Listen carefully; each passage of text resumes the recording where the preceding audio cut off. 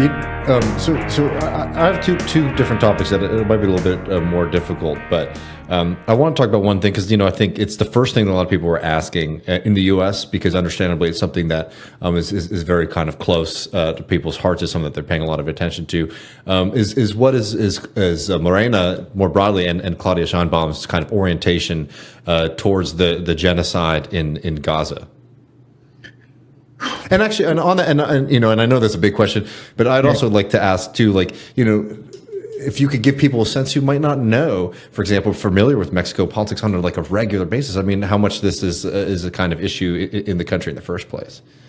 So, yeah, I think one thing to point out is that foreign policy is generally not as much on the table in Mexican campaigns as in U.S. campaigns around the world, right?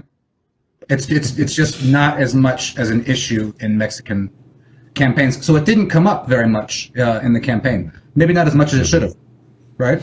So that allowed Claudia to be very circumspect about the issue, right? Because, the opposition wasn't talking about it either because, they're pro-Israel, so they wouldn't say anything. So it's really interesting how little it came up during the campaign. Just, very different situation there. The second thing to point out is, Mexico is already well ahead of the U.S. in this.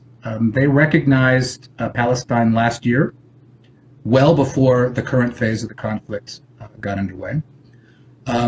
Mexico, along with Chile, has taken Israel to the International Criminal Court, right?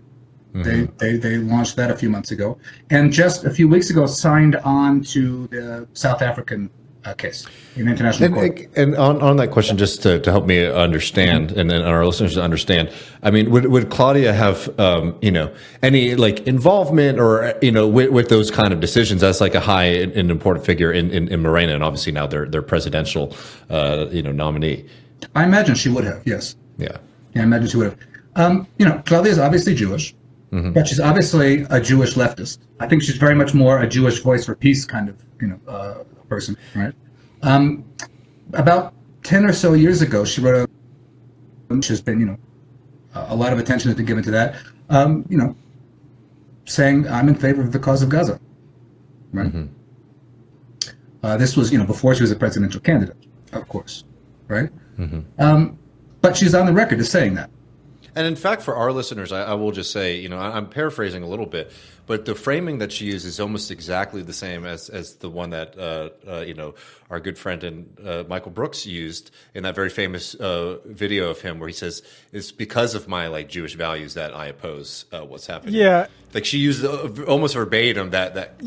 And I know we're kind of arguing against the point that she's too easy on Israel. There's a reason that we haven't been hearing from Zionists that Mexico is poised to elect a Jewish woman president. It's because she's not belligerently a Zionist. They're not thrilled about it. Yeah, right? yeah, exactly. The Zionist lobby in America is so against this person. Yeah, anyway, keep going. Well, I think that's absolutely right. Israel and AIPAC and the Zionist lobby would be playing this up to the hilt if they thought that it was to their benefit. And they've been quite, they've been quite silent. They haven't been more critical pieces on it in Haaretz or whatever, right? So I think that's indicative, right?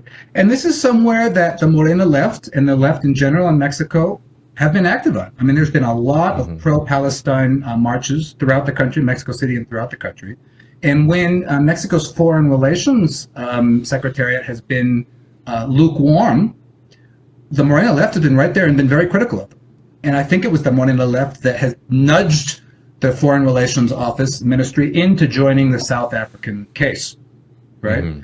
I think it's important to remember, and I think this is the case in a lot of countries, there's this idea that you have to leave foreign policy to the quote-unquote experts and whatever else. And so the Foreign Relations Secretariat here is full of holdovers from the old government, right? And you see a real class difference. You see it, for example, in the consulates and the embassies in Mexico City. The consulates in Mexico are run by upper-class Mexicans.